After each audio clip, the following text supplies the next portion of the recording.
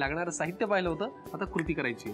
आता पहिले बोल मध्ये खवा घ्यायचा. बरं, 1 वाटी खवा आहे हा, म्हणजे एवढा सगळा घ्यायचा आहे. हो हो. बर, अजून पुढे त्याच्यामध्ये आता किसलेलं पनीर घालायचंय. बर, तेवढं लागेल. नंतर 2 चमचे कोको पावडर घ्यायचे. बर,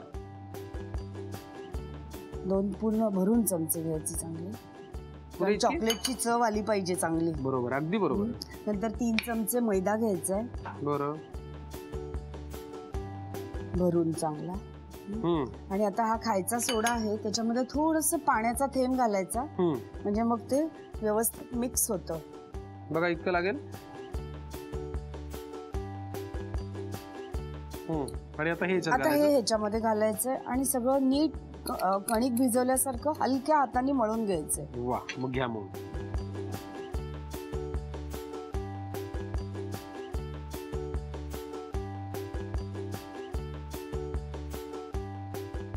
आता मिक्स झालेलं आहे. आता हे 15 मिनिटं मुरत ठेवायचं, जरा झाकून ठेवायचं. हे 15 मिनिटं याला वेळ लागेल मुरायला. आपण आता करतोय चॉकलेटचे गुलाबजाम. त्याच्यासाठी लागणारं जे मिश्रणाचं साहित्य आहे ते आपण एकत्र केलं, ते छान मळून घेतलं. 10-15 मिनिटं वाट पाहायला लागेल ना. हो, दरम्यान आपण इकडे कढई ठेवलेली आहे, तापत ठेवलेलं आहे तेल. बरोबर. चला आपण एक 10 मिनिटं वाट पाहूयात आणि मग वळूयात पुढच्या कृतीकडे. चला 10 मिनिटं आपण वाट पाहिली आहे. आता आपण झाकण काढूयात आणि व्यवस्थित मुरल्यामुळे त्याचा रंगही थोडासा डार्क झालेला आहे. काय करूयात पुढे? आता ह्याचे गोळे करायचे. बर,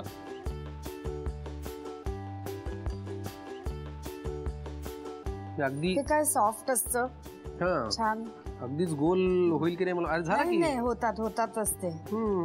होतात म्हणजे मी करतोय म्हणून होत आहेत ते, मला पण करता येतं. आपोआप कुठे होत आहेत? हो, आपोआप होत नाहीत की नाही.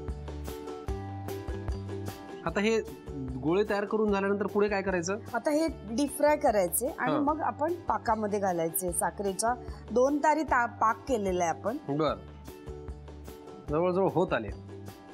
काय फार वेळ लागणार नाही असं दिसतंय आणि मी मदत केल्यामुळे तर फारच स्पीड वाढलाय. बरोबर ना? एकदम.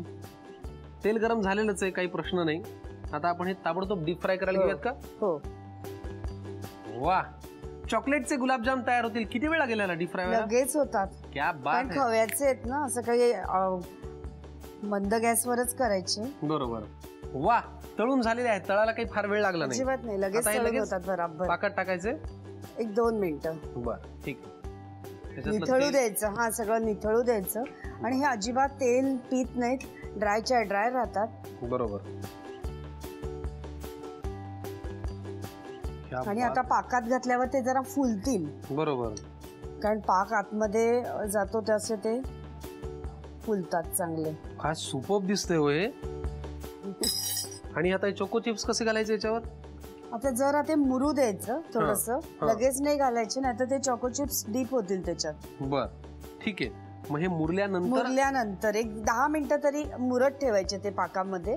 आणि मग त्याच्यानंतर डेकोरेशनच्या वेळेला ते, म्हणजे मुलांना खूप आवडतं ते चॉकलेट आणि ते चॉकलेटचे गुलाबजाम बघून ते एकदम टेम्पटिंग होतं आणि त्यांना अगदी यम्मी लगेच म्हणतात. माझं तेच झालेलं आहे मुलांना. म्हणजे आता मी लहान मुलगाच ना अजून. इथे आपण चना डाळ घेतलेली आहे, नंतर इथे आपण कैरी घेतली आहे किसलेली, नंतर मक्याचे दाणे आहेत, नंतर सुक्या मिरच्या आहेत, लाल हिरव्या मिरच्या आहेत, धणेपूड आहे, कोथिंबीर आहे, जिरे आहे, कढीपत्ता आहे, मोहरी आहे, हिंग आणि मीठ. अतिशय थोडं साहित्य आहे. ही जी चण्याची डाळ आहे ही साधारणपणे 3 ते 4 तास भिजत ठेवली होती, नंतर पाणी काढून घेतलेलं आहे. तर आता सगळ्यात आधी आपण एक काम करूया, ही जी डाळ आहे आणि मक्याचे दाणे आहे ते आपण थोडेसे भरड वाटून घेणार आहोत.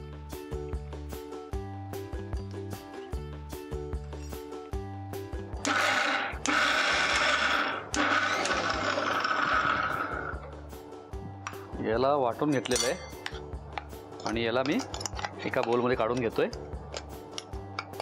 ही डाळ आपण भरड वाटून घेतलेली आहे. आणि आता काय करायचं आहे, आता काय आपल्याला मक्याचे दाणे पण आपण काम करू.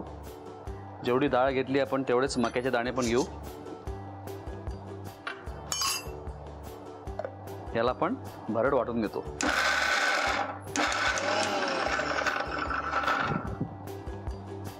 बस, चला याला पण आपण आता काढून घेऊ या बोलमध्ये.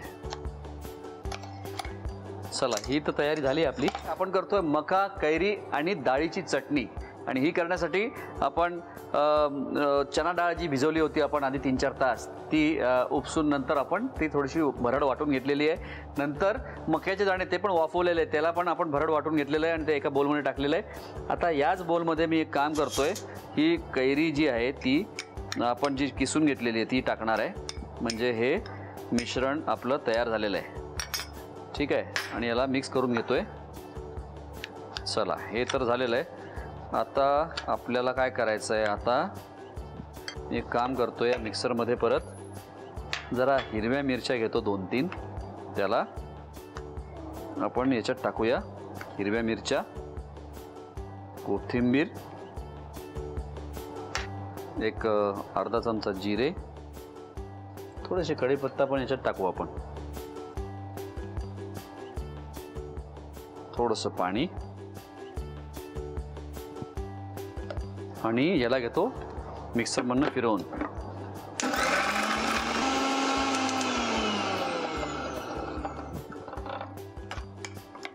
त्याला जाडसर भरड ठेवलेलं आहे असं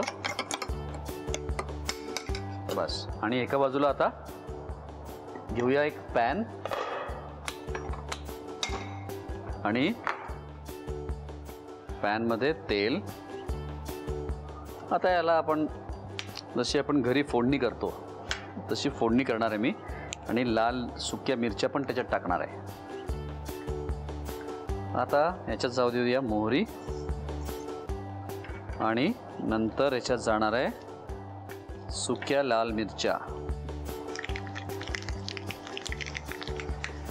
वा, मस्त बसणार आहे फोडणी.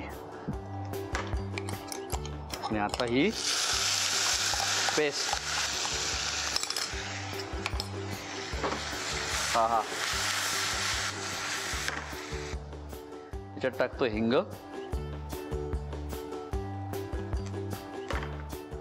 आणि धणेपूड, आणि आता हे जाणार आहे मिश्रण या तडक्यामध्ये. आणि मीठ आपला अंदाजाने, नाही का.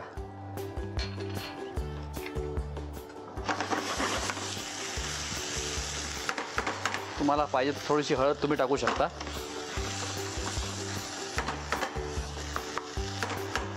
आता काय करायचं आहे, एक पाण्याचा शिपका मारणार मी याच्यावर.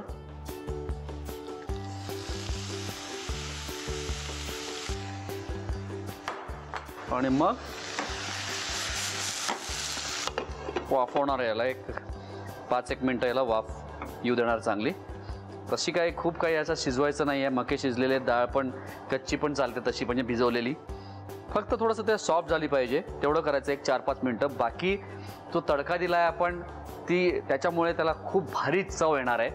म्हणजे याची चव कशी आहे, हिरवी मिरचीचा तिखटपणा आहे, जिऱ्याची चव आहे, आणि त्याचबरोबर कैरीचा आंबटपणा आहे, मक्याची चव आहे. याच्यात खूप भारी अशी ही चटणी होते. याला एक 5 मिनटं याला मी वाफ आणून घेतो, आणि नंतर सर्विंग डिशमध्ये काढून घेतो.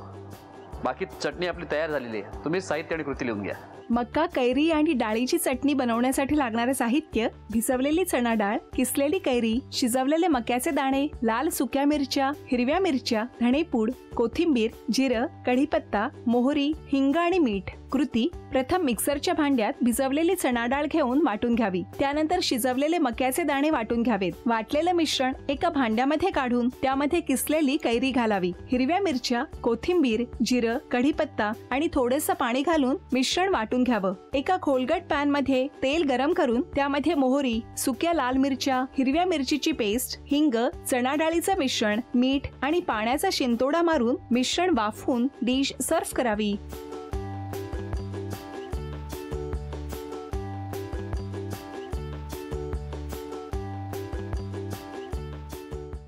मंडळी, आपली पहिली रेसिपी आहे मसालेदार मूग डाळ.